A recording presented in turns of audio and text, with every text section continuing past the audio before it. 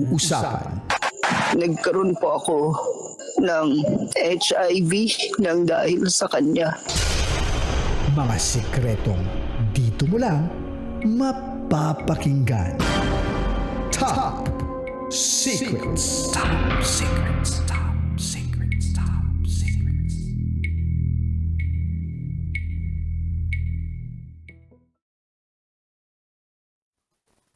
Hi, Kabisyo!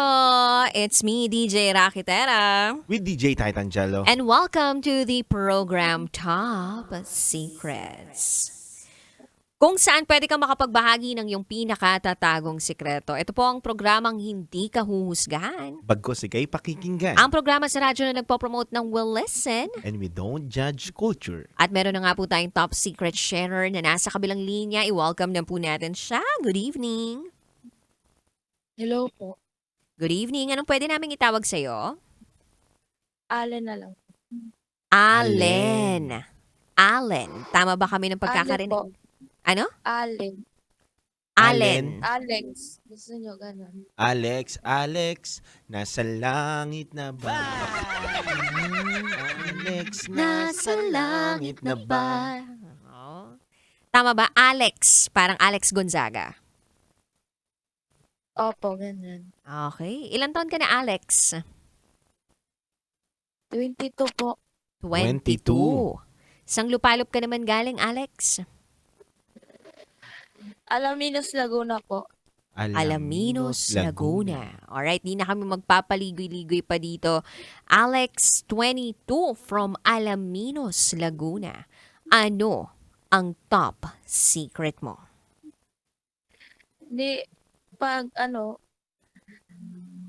Nagmahal ako ng babaeng may karelasyong madami.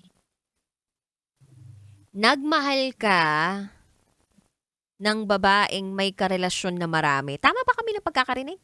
Opo. Opo, talaga. Oh, nagmahal ka ng babaeng may karelasyon ng marami. Pwede bang malaman kung anong sexual orientation mo? Female po. Okay, female. And then yung preference na meron ka sa relationship, babae ba? Ang gusto mo? Babae po. Okay. Eto bang minahal mo na ito? Naging kayo o hindi? Hindi po. Parang ano lang kami, parang nahiya ako. Kinakabahan tuloy ako ngayon.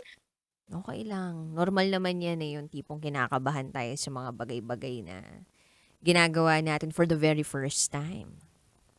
First time mo bang tumawag? Opo. Okay. So, hindi naging kayo, tama? Opo, hindi po kami naging... Okay. Kahit...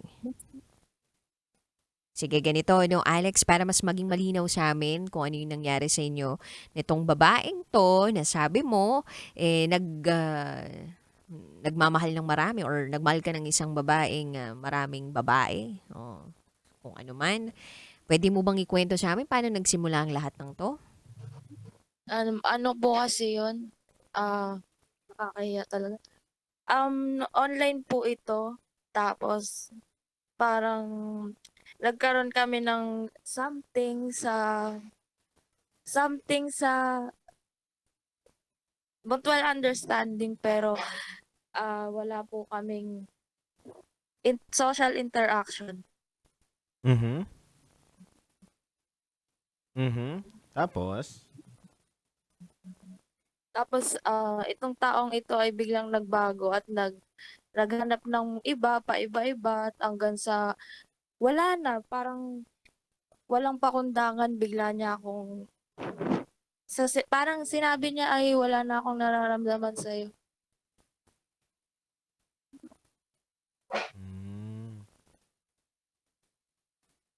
Anong next ginawa mo yung pagkasabi sa inyo? Siyempre po, nasaktan ako kasi 1 year po kaming, 1 year po kaming nagkaroon ng parang first time ko po magkaroon ng gano'n na relasyon. Pero, magmo-move on naman po ako kasi wala naman ako magagawa kundi mag-move on. At least aware ka, no, na magmo-move on ka na and wala rin naman pahinatnan yung ganong relasyon. Anong pinagkakaabalaan mo ngayon, Alex? Ano po, nagtataba po ako tracking services. Ano bang gusto mong mapakinggan sa amin? Ba't ka napatawag dito? Anong pinaka gusto mong... Pwede po ba magbigay sa kanya ng message? Oh, sige, Sige, bigyan na natin ng message to. Bigyan na message yan! Game na, laban na! Ang message ko sa'yo, te, naway ikaw ay, alam mo yon, nagkaroon ka ng empathy sa mga kababaihan porket ikaw ay straight, ganyan ka na sa mga bisexual. So, yun lang. Ikaw ay wag mag-mantrip, wag ka mantrip ng tao. Yun lang. Ate, mahal mo ba? Galing mo dun Okay. At least nailabas niya na yung gusto niya talagang mensaheng maibato doon sa naka-MU niya na bigla na lang siyang iniwan. Okay ka ba doon, Alex? Opo, yan. Salamat po sa request ng call. Parang ang saya-saya mo, Alex, ngayon, Natatawa ka pa. Hindi po ako masaya. Malungkot ka. Nahiya lang po ako. Alex, okay ka naman na ba? Magkaan na ba yung pakiramdam mo na nasabi mo yung nararamdaman mo ngayong gabi na to? Opo, kasi feeling ko ngayon lang niya narinig yung boses ko kung nakikinig ka man ngayon. Hindi mo na ba siya na-PM? Hindi. O, PM mo muna tapos sabihin mo, may sasabihin ako sa radyo, ganun. Kaya nga eh. Sabi kanina, hindi mo na lang piniem.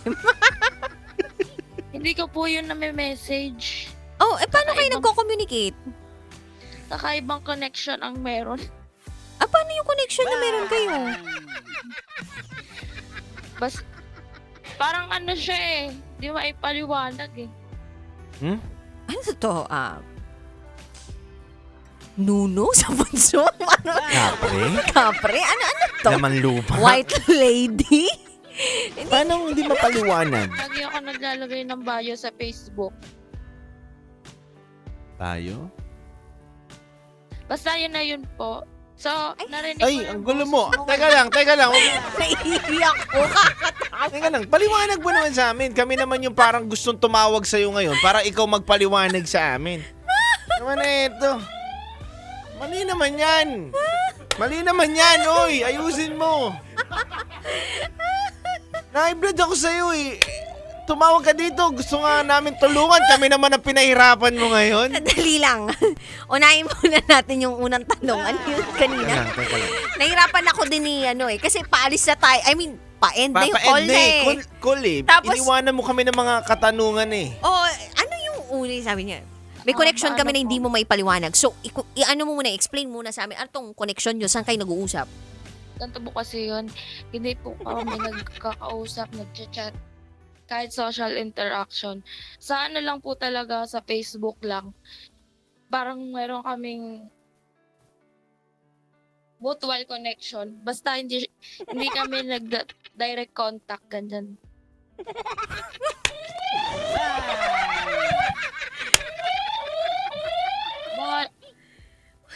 Bahala siya sa buhay niya. Okay. Pwede bang, Alex, sabihin mo sa amin kung tama tong pagkakaintindi namin. Wala kayong chat sa messenger nitong taong to. Tama o hindi? Wala po. So, parinigan lang kayo doon sa may parang na-i-story. Opo, ganyan. Kunyari, mahal na kita sana, kaso hindi mo ako pinapansin. Tapos biglang binasa mo naman yun sa kanya. Eh, paano ba naman? Hindi mo rin ako pinapansin. Hindi mo kasi ako. Ganon. Ganon ba yung conversation ninyo? Ganon? Sa note. Ganun po. Oo! Paano yun? Paano maglagay? Para ka naglagay ng billboard sa EDSA na sa'yo mo, will you marry me? Tapos sumagot ka dun sa bond paper. Oo, I will marry you. Tapos kinabukasan makita mo yung billboard sa EDSA, sabi niya, okay, it's a prank. Tapos sabi mo, loko ka pala, iniwan mo ko sa ere. Sinabi mo dun sa bond paper. So, anong nangyari doon? Para, wala lang kumbaga yung example ko na yun, parang ganun ko siya naintindihan. So, nagpaparinigan lang kayo sa social media. Tapos wala talaga kayong pag-uusap ng direkta. Tama? Wala po. Kahit boses ko ngayon lang niya maririnig. So, ngayon, naka-notes ka. Ngayon na nasa Love Radio ako, 90.7. Pakinggan mo, sasabihin ko sa'yo. Hindi po, naiya ko. Malalaman niya. Yung boses ko. Sabi mo ngayon niya lang maririnig yung boses mo. Nakikinig po yun eh. Paano mo nalaman na nakikinig siya dahil sa nagpo-post siya ng story? Nakikinig ako ngayon, 90.7. Nag-story siya ng ganun. Basta alam ko po.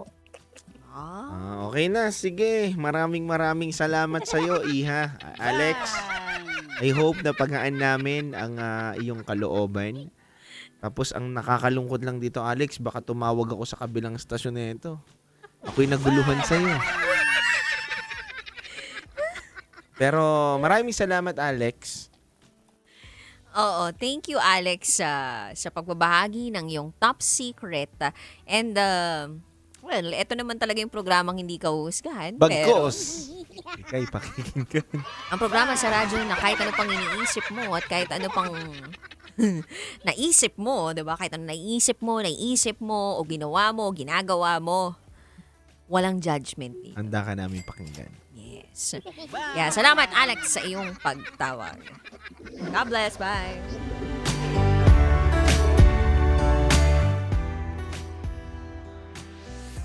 Grabe yun, dude.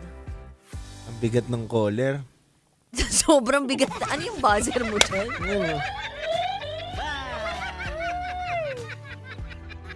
Grabe yun. First time ko makarinig ng ganong klaseng call ever in my entire life. Naguluhan ako. Parang ang hirap ko pagbigay ng advice sa mga ganun. Pag tinanungan niya ako kanina, ninervous ako eh. Baka mo nangingi ng advice. Baka biglang sabihin niya, kailangan ko po ng advice eh. Baka nagkakaintindihan talaga sila sa ganong klaseng sistema o dynamics ng komunikasyon. No? Yung parang, dude, imagine mo na lang. Dapat pala Nag-story ganun tayo. mag-usap. Kaya nga, hindi kami mag-usap ni Titan Jello. Magsa-story lang ako mamaya. Parang, eto ang programang hindi ka huhusgahan. Tapos sasagot ka dun sa story mo na. Bagkos, ikay makikinggan.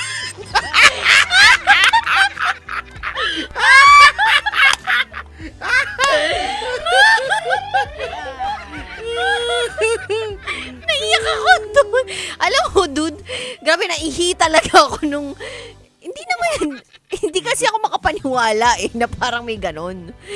I mean, di ba sabi nga natin hanggat walang lumilipad dito na kung ano-ano man, hindi ka lumipad na tao, okay lang, sige. Hanggat ka panipaniwala, may probability and possibility na okay kayo, then go. Yun lang. Isa pa daw tawag. Kaya pa ba natin? Bigyan pa natin. O, sige. Sige pa ba mga kabisyo? Sige, subukan namin. Pero dahil nga nag-share ng top secret itong si Alex, bigyan na lang natin siya muna ng kanta. No? Mm-hmm. Abang pinifigure out namin ni Titan Jello kung mag-iisa pa kaming caller o hindi. So, bigyan muna natin siya ng kanta kasi nagbababay na siya eh. Multo. Multo ba? Multo. Okay, multo na lang. Bigyan natin ng multo. Ay, ilalagay ko man dito, I love you, goodbye. I love you, goodbye. Oo, kasi di ba, parinigan sila eh. O, sige, multo na lang para masaya. Of Joe. Sige na. Kasama pa rin si DJ Rakitera. DJ Titan Jello. At kayo nakatutok sa 90.7 Love Radio. Kailangan pa bang i-memorize yan? Basic. This is Top Secrets. Metro's number